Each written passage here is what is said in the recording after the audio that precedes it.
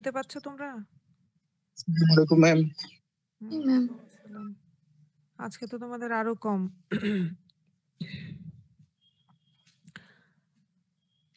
আচ্ছা, যাই হোক, কালকে আমরা শেষ করছিলাম মনে হয় গ্যাস্ট্রিক আলসার পর্যন্ত। কি এটা পড়ছি?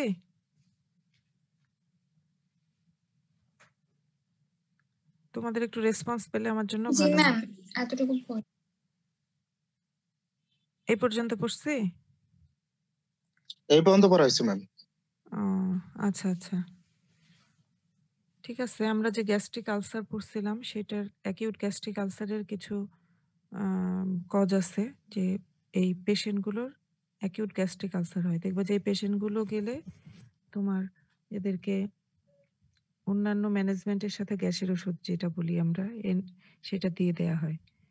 তো কোন পেশেন্টগুলোর হতে পারে? যে পেশেন্টগুলোর শকে থাকে, এক্সটেন্সিভ বার্ন হয়, যেগুলোর সেপসিস থাকে, severe trauma, raised intracranial pressure, যারা এনএসএইড নেয়। এগুলো বলছিলাম নাকি? Acute gastric ulcer usually multifocal হয়, less than 1 centimetre in diameter. এগুলো বলছি মনে হচ্ছে আমার কাছে। ম্যাম এটা বলা হয়েছে। হুম। আচ্ছা, এবার আমরা চলে যাব নিওপ্লাস্টিক লিশন বা টিউমার জাতীয় জিনিসগুলোতে। এগুলোর মধ্যে আছে স্টমাকের মধ্যে হয় পলিপ, আরেকটা হচ্ছে তোমার ক্যান্সার বা ম্যালিগন্যান্ট টিউমার। পলিপের মধ্যে নন নিওপ্লাস্টিক পলিপ হতে পারে, নিওপ্লাস্টিক পলিপ হতে পারে। নন নিওপ্লাস্টিক পলিপটাই সাধারণত বেশি।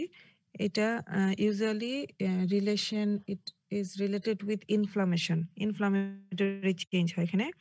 এবং 90% স্টোমাকে যে পলিপগুলো হয় তার মধ্যে 90% পলিপই হচ্ছে নন neoplastic polyp.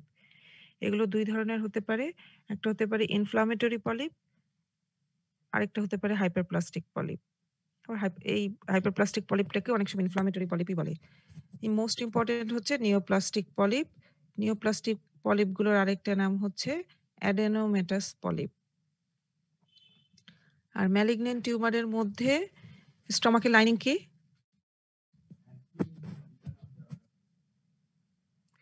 Simple columnar epithelium. Columnar epithelium থেকে ম্যালিগন্যান্ট টিউমার কি হবে?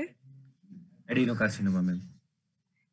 হ্যাঁ, অ্যাডেনোকার্সিনোমা। স্কোয়ামাস সেল থেকে স্কোয়ামাস সেল কার্সিনোমা। হ্যাঁ, তাহলে এখানে যেহেতু কলামনার এপিথেলিয়াম, তাহলে এখানে 90 to 95%ই হবে অ্যাডেনোকার্সিনোমা। এখানে স্টোমাকে লিম্ফোমা হতে পারে। হ্যাঁ, মিউকোজা অ্যাসোসিয়েটেড লিম্ফয়েড টিউমার বলে এটাকে, মল্টোমা। Mucosa associated lymphoid tumour, lymphoma. এছাড়া হতে পারে কার্সিনয়েড টিউমার। কার্সিনয়েড টিউমার আমরা এই জিআই ট্র্যাক্ট পড়তে ডিটেইলস পড়বো। আর হতে পারে ম্যালিগন্যান্ট স্পিন্ডেল সেল টিউমার বা জিস্ট গ্যাস্ট্রোইন্টেস্টাইনাল স্ট্রোমাল টিউমার। এটা বিনাইনও হতে পারে, ম্যালিগন্যান্টও হতে পারে। গ্যাস্ট্রিক অ্যাডেনোকার্সিনোমা সম্বন্ধে এত কিছু পড়বো কিনা জানি না, যে এটা সারা পৃথিবীতেই হয়। তবে এটার একটা হাই ইনসিডেন্স হচ্ছে জাপানে হয়। বলে যে এই যে স্মোকড খাবার যেসব খাওয়া হয়, যেমন বারবিকিউ ফিশ করা হয়, যে এই খাবারগুলোর কারণে অ্যাডেনোকার্সিনোমা বেশি হয়। এবং জাপানে গ্যাস্ট্রিক অ্যাডেনোকার্সিনোমা খুব বেশি। কি কি কারণে গ্যাস্ট্রিক অ্যাডেনোকার্সিনোমা হয়?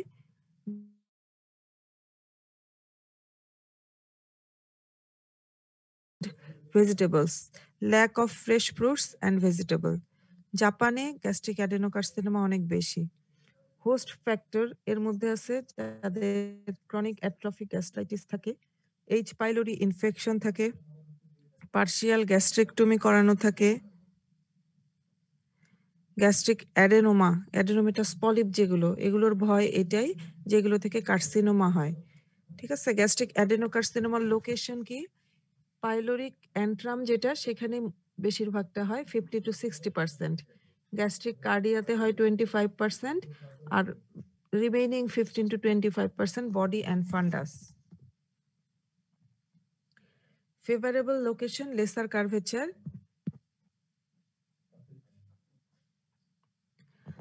আচ্ছা, গ্যাস্ট্রিক কার্সিনোমার কিছু ক্লাসিফিকেশন আছে। এটা ডেপথ অফ ইনভেশনের উপরে ডিপেন্ড করে আর্লি গ্যাস্ট্রিক ক্যান্সার। যখন এটা শুধুমাত্র মিউকোজা, সাবমিউকোজাতে কনফাইন্ড থাকবে, তখন এটাকে বলা হচ্ছে আর্লি গ্যাস্ট্রিক ক্যান্সার। আর অ্যাডভান্সড গ্যাস্ট্রিক ক্যান্সার যেটা সাবমিউকোজার থেকেও বেশি ডিপে চলে যাবে, তখন এটাকে বলা হচ্ছে advanced gastric cancer. Macroscopic growth প্যাটার্নের উপরে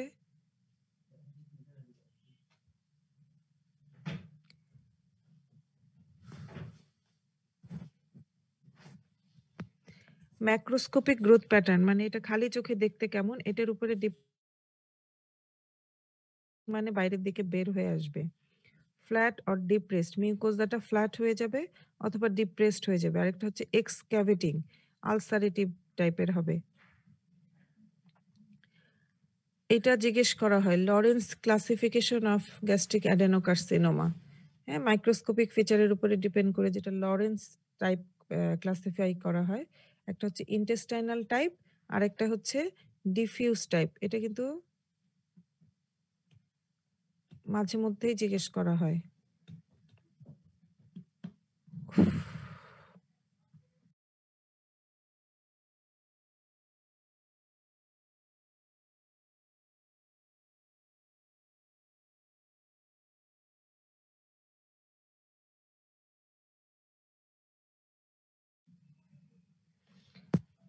আচ্ছা, লরেন্স ক্লাসিফিকেশন যেটা বললাম যে ইন্টেস্টাইনাল টাইপ আর ডিফিউজ টাইপ, এই দুটোর মধ্যে ডিফারেন্স আমরা পড়ব। প্রথমে হচ্ছে যে গ্রসলি কোনটা কিরকম টিউমার হবে দেখতে। গ্রস বা ম্যাক্রোস্কোপিক মানে হচ্ছে খালি চোখে।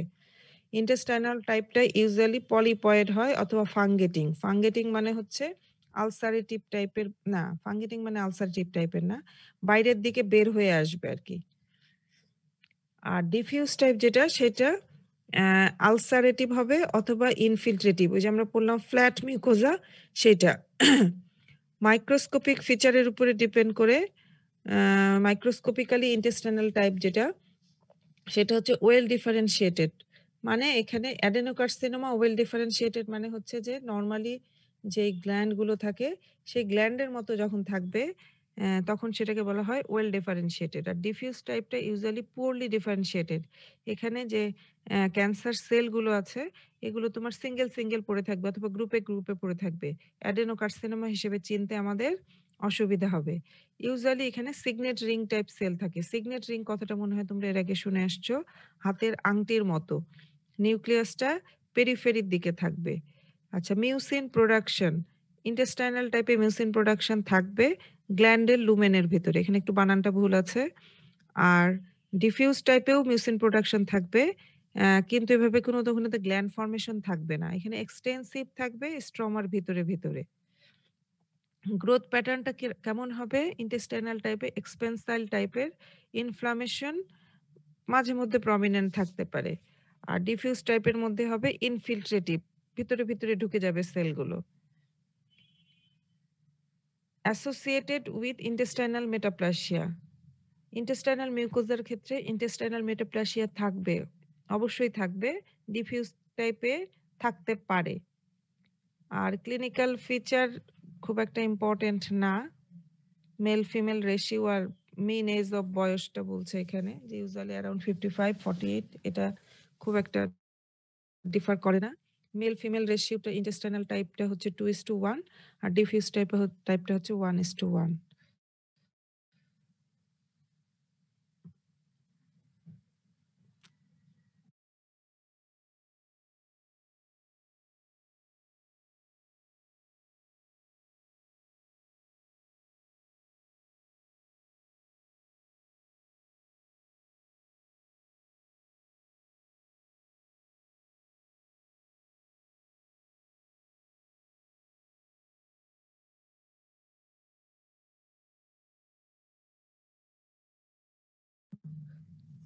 আমার ল্যাপটপে একটু সমস্যা হচ্ছে, তোমরা একটু অপেক্ষা করো, আমি দেখি।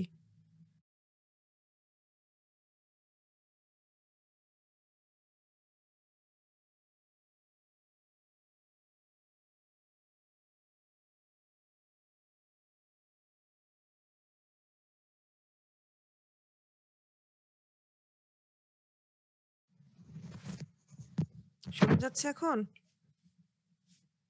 হ্যাঁ, এই পর্যন্ত তো হলো। জি ম্যাম। তারপরে যাই। আচ্ছা, কিছু টার্ম আমাদেরকে এখানে জানতে হবে। জিজ্ঞেস করা হয় মাঝে মধ্যে। লাইনাইটিস প্লাস্টিকা। এটা কি জিনিস?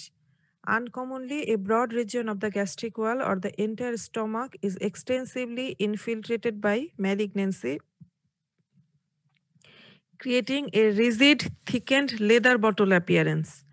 ওই যে ডিফিউজ টাইপ যেটা আমরা বললাম যে একটা লরেন্স ক্লাসিফিকেশন, একটা ইন্টেস্টাইনাল টাইপ আর একটা হচ্ছে ডিফিউজ টাইপ।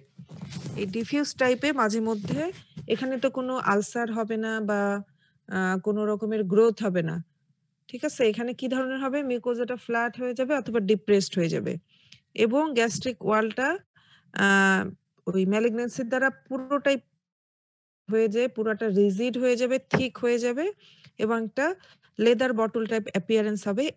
এই জিনিসটাকে বলা হয় লাইনাইটিস প্লাস্টিকা। এই কন্ডিশনটাকে বলা হয়। এটা জানতে হবে। ক্রুকেনবার্গ টিউমার খুবই ধরা হয়। হ্যাঁ, ক্রুকেনবার্গ টিউমারটা জিনিসটা কি? এই যে স্টমাকে ইউজুয়ালি যেই অ্যাডেনোকার্সিনোমাটা হয়, এটা মেটাস্টাসিস হয়ে যখন ওভারিতে যাবে, ইউজুয়ালি স্টমাক থেকে হয়। তবে এটা ব্রেস্ট থেকে হতে পারে, প্যানক্রিয়াস থেকে হতে পারে, গল ব্লাডার থেকেও হতে পারে। কিন্তু usually from the stomach it metastasize to the ovary. এটাকে বলা হয় ক্রুকেনবার্গ টিউমার। ঠিক আছে? এটা সবাইকে জানতে হবে। Metastatic adenocarcinoma two the ovary, মানে এটা ওভারির ক্যান্সার না, এটা স্টমাকের ক্যান্সার ইউজুয়ালি। এছাড়া ব্রেস্ট, প্যানক্রিয়াস, গলব্লাডার থেকেও যেতে পারে। এটা মেটাস্ট্যাসিস হয়ে যখন ওভারিতে যাবে তখন এটাকে আমরা বলবো Krukenberg tumour. Diseases of small and large intestine. আমরা এবার ইন্টেস্টাইনে চলে গেলাম। আমাদের ইসোফেগাস শেষ, আমাদের স্টমাক শেষ। স্মল এবং লার্জ ইন্টেস্টাইনে গেলে কিছু কনজেনিটাল অ্যানোমালি থাকে। মেকেলস ডাইভার্টিকুলাম কোথায় পড়ে আসছে বলো তো? মেকেলস ডাইভার্টিকুলাম টার্মটা একজন কেউ বলো।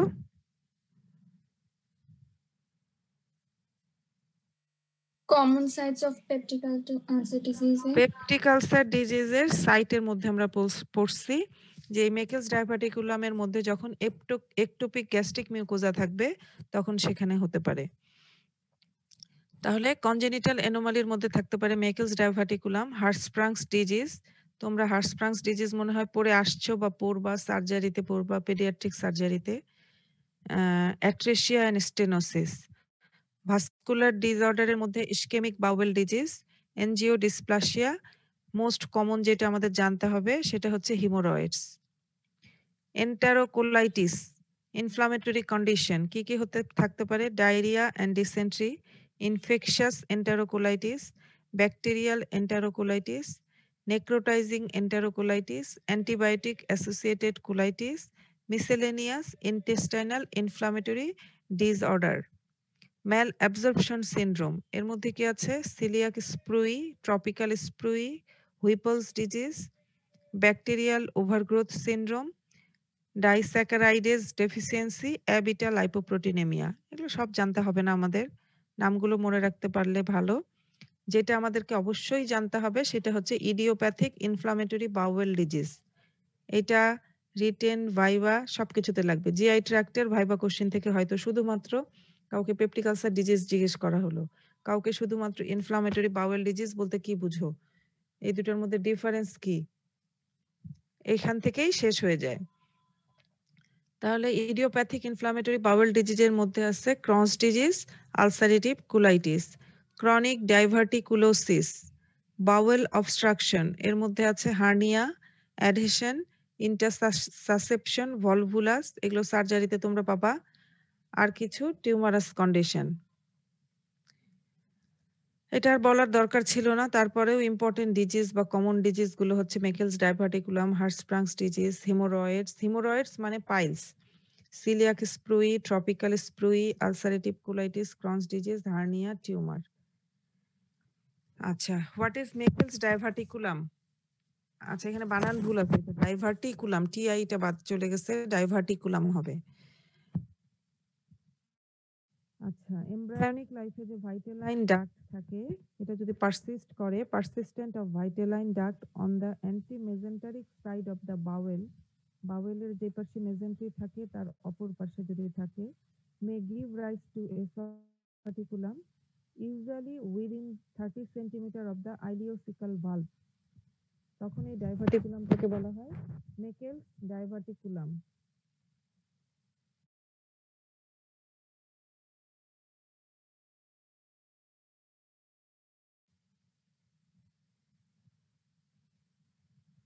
একটু একটু শুধু বলে রাখলাম তোমাদেরকে, হ্যাঁ, মেকেলস ডাইভার্টিকুলাম জিজ্ঞেস করলে যদি বলতে পারো এটা কি জিনিস। হার্সপ্রাংস ডিজিজ, এটা কি জিনিস? When migration of the neural crest cell arrest at some point before reaching the anus, a segment of the colon remain lack of both, আমরা পড়ে আসছি না মিসনার্স প্লেক্সাস আর মায়েন্টারিক প্লেক্সাস অ্যানাটমিতে, এগুলো না থাকলে কি হবে?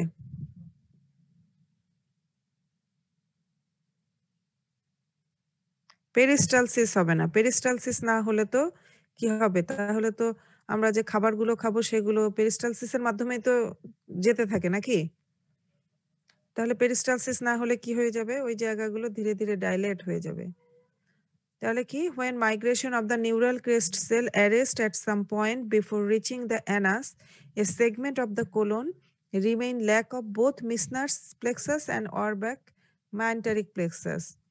Loss of enteric neural coordination leads to functional obstruction হয়ে যাবে and colonic dilatation proximal to the affected segment. মানে যেই পোর্শনটাতে নিউরাল ক্রেস্ট সেল থাকবে না সেখানে পেরিস্টালসিস হবে না, কিন্তু তার আগের পোর্শনে পেরিস্টালসিস হতে থাকবে। কাজেই সেই জায়গায় কিন্তু এই খাবারগুলো প্রোপাগেশন হতেই থাকবে, হতে হতে এগুলো যেই জায়গায় আর পেরিস্টালসিস হবে না সেই জায়গাগুলো ব্লক হয়ে যাবে, কারণ ওখান থেকে তো আর খাবার আগাবে না। কাজেই এই তার আগের পোর্শনটাতে তোমার ইয়ে হয়ে যাবে, কি বলে, ডাইলেটেশন হয়ে যাবে, আর ওই জায়গায় অবস্ট্রাকশন হয়ে যাবে। এটা হচ্ছে হার্সপ্রাংস ডিজিজ। এটা একদম বাচ্চাদের ক্ষেত্রেই ধরা পড়ে। পড়লে যেই পোর্শনটাতে নিউরাল ক্রেস্ট সেল থাকে না ওই জায়গাটুকু কেটে ফেলতে হয়। হিমোরয়েডস, হিমোরয়েডস কি জিনিস? These are variceal dilatation of the anal and perianal venous plexuses develop in setting of persistent elevated venous pressure within the hemorrhoidal plexus. যাদের ইউজুয়ালি কনস্টিপেশন থাকে তাদের ক্ষেত্রে সাধারণত হিমোরয়েডস হয়।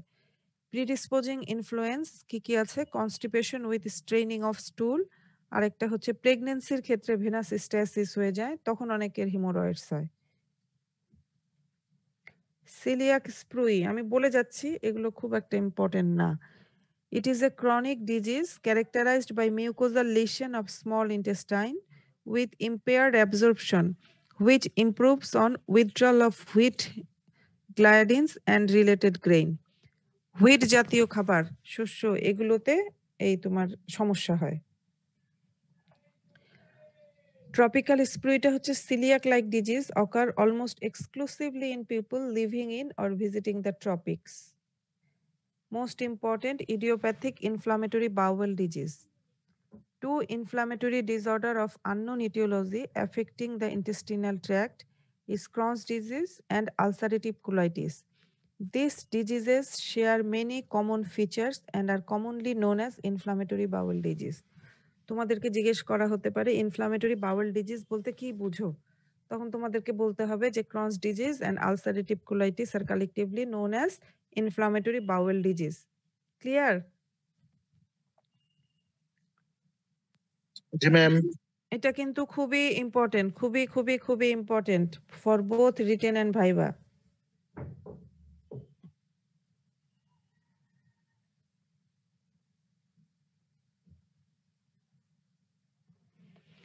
ক্রনস ডিজিজ, ক্রনস ডিজিজের আরো কিছু নাম আছে, terminal ileitis, regional ileitis, regional enteritis. এখানকার ক্যারেক্টারিস্টিক্স কি? ক্রনস ডিজিজে কি হয়? Sharply delineated and typically transmural involvement. Transmural মানে সবগুলো লেয়ার, লেয়ার থাকে না, মিউকোজা, সাবমিউকোজা, এরকম করে লেয়ারগুলো, প্রতিটা লেয়ারেই ইনফ্লামেটরি ইনভলভমেন্ট থাকবে। Typically transmural involvement of bowel by an inflammatory process with mucosal damage. মিউকোজাতে আলসারেশন থাকবে। এখানে গ্র্যানুলোমা থাকবে, নন ক্যাজিয়েটিং গ্র্যানুলোমা। ক্যাজিয়েটিং গ্র্যানুলোমা কোথায় পাওয়া যায়? ওখানে থাকে ক্যাজিয়েটিং গ্র্যানুলোমা, মানে ক্যাজিয়াস নেক্রোসিস থাকে।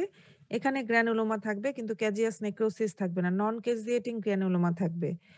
ফিশার তৈরি হবে এন্ড ফর্মেশন অফ ফিস্চুলা থাকবে। ফিস্চুলা মানে একটা কানেকশন তৈরি হবে। হ্যাঁ, কি ফিস্চুলা মানে কি বলো?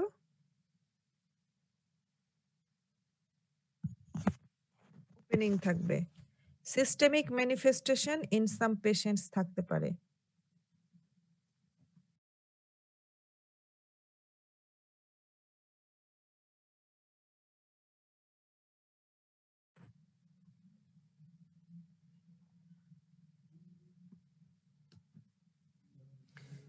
এরপরে ulcerative colitis. It is an ulcero inflammatory disease limited to the colon.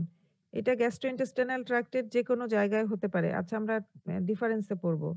এইটা ইউজুয়ালি কোলনে হয় and affecting only the mucosa and submucosa. ওইটার ক্ষেত্রে ছিল ট্রান্সমুরাল, আর এটার ক্ষেত্রে usually only affecting the mucosa and submucosa except in the most severe cases. তোমরা মিউকোজা সাবমিউকোজা পর্যন্তই মনে রাখো। Ulcerative colitis extends in a continuous fashion proximally from the rectum. Well-formed granulomas, এখানে গ্র্যানুলোমা থাকবে না, ওটাতে গ্র্যানুলোমা থাকবে। ঠিক আছে? ইনফ্লামেটরি বাউল ডিজিজের সবকিছুই খুব ইম্পর্টেন্ট। এই ডিফারেন্সটা রিটেনেও আসে, ভাইভাতেও আসে। ক্রনস ডিজিজ এবং আলসারেটিভ কোলাইটিস। ক্রনস ডিজিজটা ইউজুয়ালি আইলিয়ামে ইনভলভ করে এবং কোলনও ইনভলভ করতে পারে। আর আলসারেটিভ কোলাইটিসের ক্ষেত্রে শুধুমাত্র কোলন। ক্রনস ডিজিজের ক্ষেত্রে স্কিপ লিশন থাকে। স্কিপ লিশন মানে এটা যে কন্টিনিউয়াস এক জায়গা থেকে শুরু হয়ে পুরোটা জুড়ে আলসার আছে বা পুরোটা জুড়ে ইনফ্লামেশন আছে, তা থাকে না।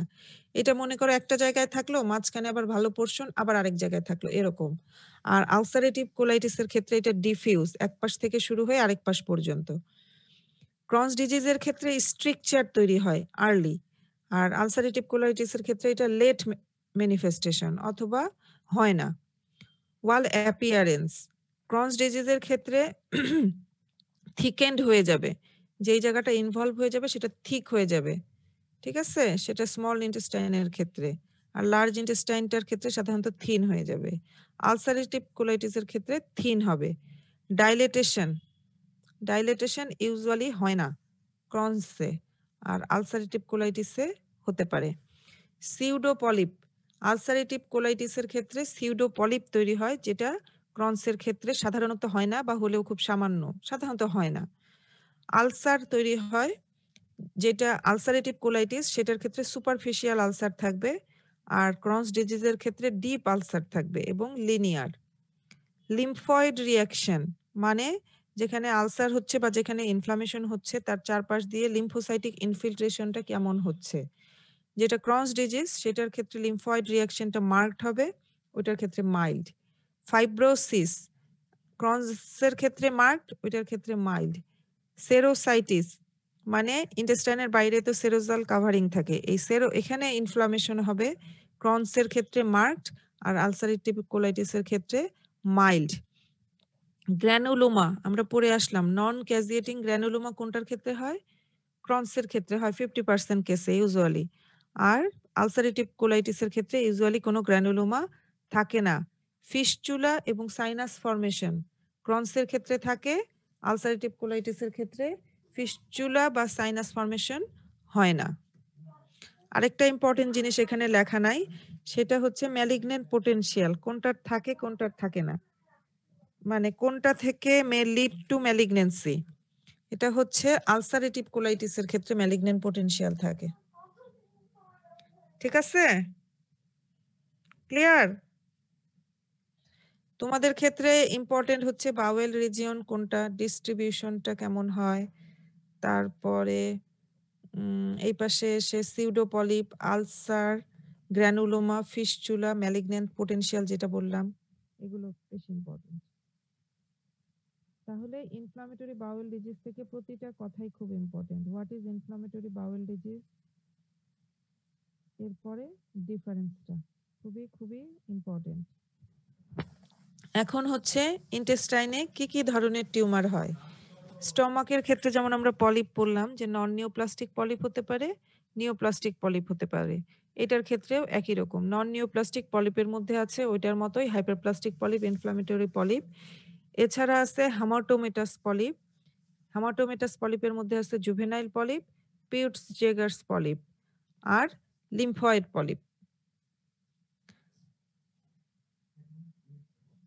এরপরে নিওপ্লাস্টিক, এটা ছিল নন নিওপ্লাস্টিক পলিপ। এরপরে নিওপ্লাস্টিক পলিপের মধ্যে আছে বিনাইন পলিপ আর কিছু ম্যালিগন্যান্ট লিশন। আচ্ছা, নিওপ্লাস্টিক পলিপ না, পলিপ হিসেবে যদি আমি বলি তাহলে নন নিওপ্লাস্টিক পলিপ আর নিওপ্লাস্টিক পলিপ বলে ফেললাম, শেষ। এখন আমি আসছি, ওইটা ছিল নন নিওপ্লাস্টিক লিশন, আর এখন আমি বলছি নিওপ্লাস্টিক লিশন কি কি আছে। এর মধ্যে benign polyp, tubular adenoma, tubulovillous adenoma, villous adenoma, tubular adenoma, villous adenoma, tubulovillous adenoma. আর ম্যালিগন্যান্ট লিশনের মধ্যে adenocarcinoma, carcinoid tumour, anal zone carcinoma. আচ্ছা, এখানে কিন্তু আমি একবারও বললাম না, তোমার স্কোয়ামাস সেল কার্সিনোমা। তোমরা কি দেখছো সেটা? স্টমাক, তারপরে ইন্টেস্টাইনে কিন্তু আমি বলছি squamous cell carcinoma.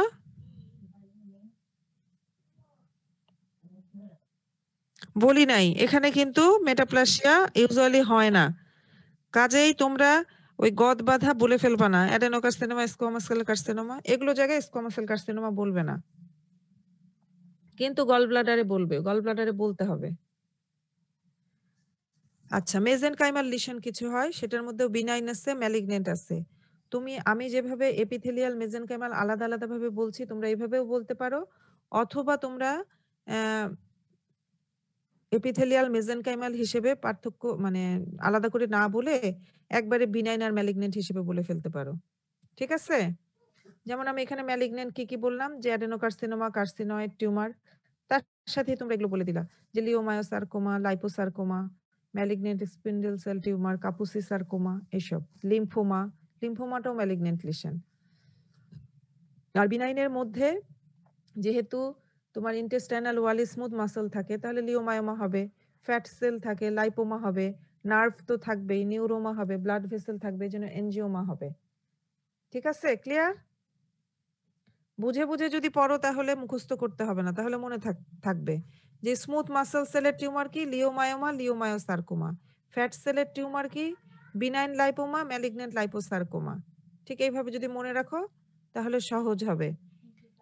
ইন্টেস্টাইনের important tumour কি কি, juvenile polyp, adenocarcinoma, carcinoid tumour, lymphoma. আমাদের জন্য ইম্পর্টেন্ট হচ্ছে ইন্টেস্টাইন থেকে যেটা আমরা বললাম ইনফ্লামেটরি বাউল ডিজিজ, এরপরে carcinoid tumour. Juvenile polyp, juvenile polyp একটা ইম্পর্টেন্ট জিনিস আমরা কমনলি পাই। It represent focal hamartomatous malformation of the mucosal element. First majority occur in children below the age of 5 years. 5 বছরের নিচে বাচ্চাদের ক্ষেত্রে দেখা যায় ডিউরিং ডিফিকেশন তাদের একটা পলিপয়েড কিছু মাঝে মধ্যে দেখা যায়, বা তারা ব্যথা পায়। ঠিক আছে? তখন দেখা যায় যে এটা একটা পলিপয়েড লিশন আছে, এটা কেটে ফেললে দেখা যায় যে it's nothing but juvenile polyp. About 80% occur in the rectum, appears as rounded smooth lesion about 1 to 2 cm in diameter with a stalk up to 2 cm in length. The bulk of the polyp is formed by lamina propria enclosing abundant cystically dilated gland. Inflammation থাকে usually, আর যেহেতু এটা irritation হয় এজন্য আলসারেশনটা common. Colorectal carcinoma, আমি আর এটা নিয়ে কিছু বলবো না। অ্যাবাউট 90% কোলোরেক্টাল কার্সিনোমাই হচ্ছে অ্যাডেনোকার্সিনোমা। কিছু প্রিডিসপোজিং খাবার মানে ফ্যাক্টর আছে, যেমন যারা ভেজিটেবল কম খায়, যারা রিফাইন্ড কার্বোহাইড্রেট বেশি খায়, ফ্যাট বেশি খায়, এদের ক্ষেত্রে সাধারণত এটা হয়। অ্যাডেনোকার্সিনোমা কোথায় কোথায় হতে পারে? সিকাম এন্ড অ্যাসেন্ডিং কোলনে হতে পারে, রেকটাম ডিস্টাল সিগময়েড কোলন এখানে হতে পারে, descending colon, proximal sigmoid colon, আর স্ক্যাটার দরকার নাই। স্মল ইন্টেস্টাইনে সাধারণত হয় না বা কম। Almost all colorectal carcinomas begin as in situ lesion within the adenomatous polyp. Adenomatous polyp গুলোর ইম্পর্টেন্স এটাই যে আমরা কেন নিওপ্লাস্টিক পলিপ আর নন নিওপ্লাস্টিক পলিপ আলাদা করে পড়ছি?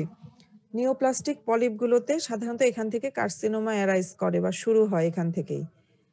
অ্যাডেনোকার্সিনোমাগুলো ম্যাক্রোস্কোপিক্যালি বা খালি চোখে কেমন হয় দেখতে? পলিপয়েড। পলিপয়েড মানে পলিপের মতো, ফাঙ্গেটিং। এছাড়া হতে পারে অ্যানিউলার এনসার্কলিং lesion,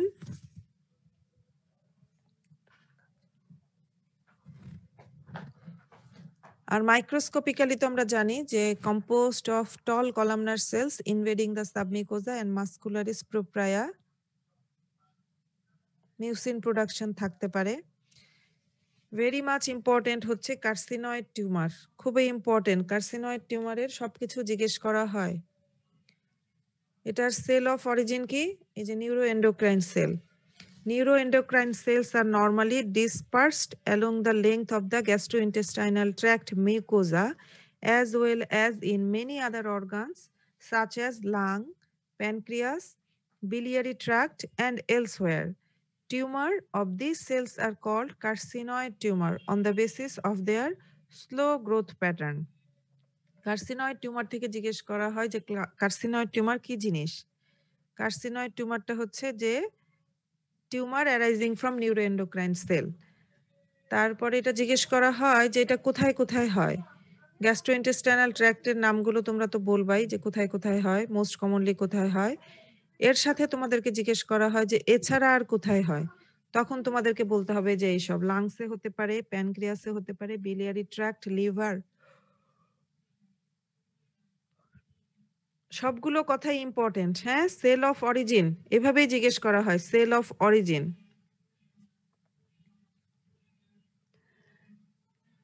About 50% of the small intestinal tumors are carcinoid tumor. তাহলে স্মল ইন্টেস্টাইনে 50% টিউমারই হচ্ছে কার্সিনয়েড টিউমার। স্মল ইন্টেস্টাইনের কমনেস্ট টিউমার হচ্ছে তাহলে কার্সিনয়েড টিউমার। আর কোলোরেক্টাম, কোলন মানে লার্জ ইন্টেস্টাইনে হচ্ছে 2%।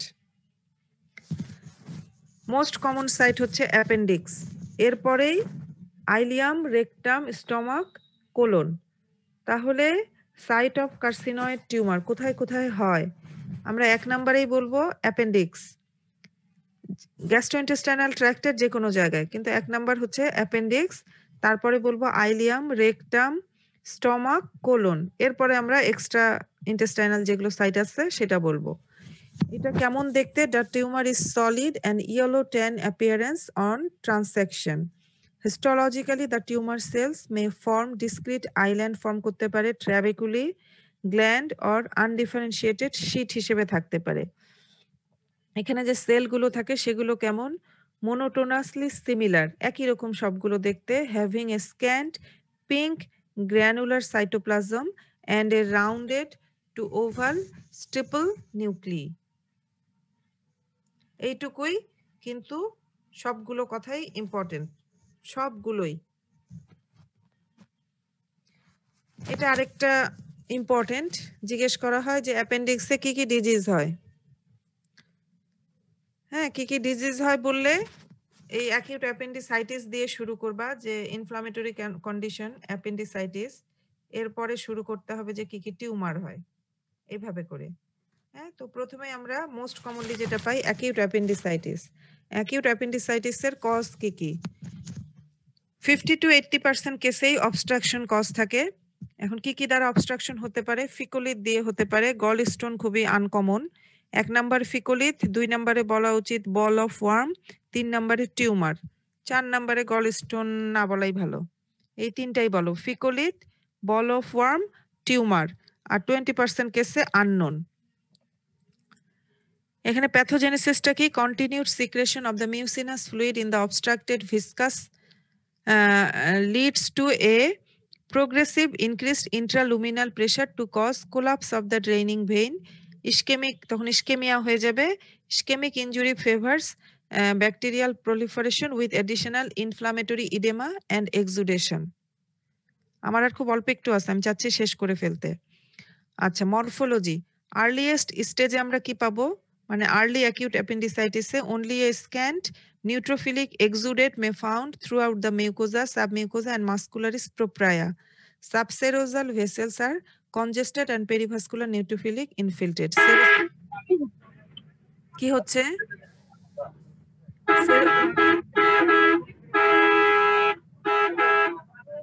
এই কে রাস্তায় আসছো সে মিট করো।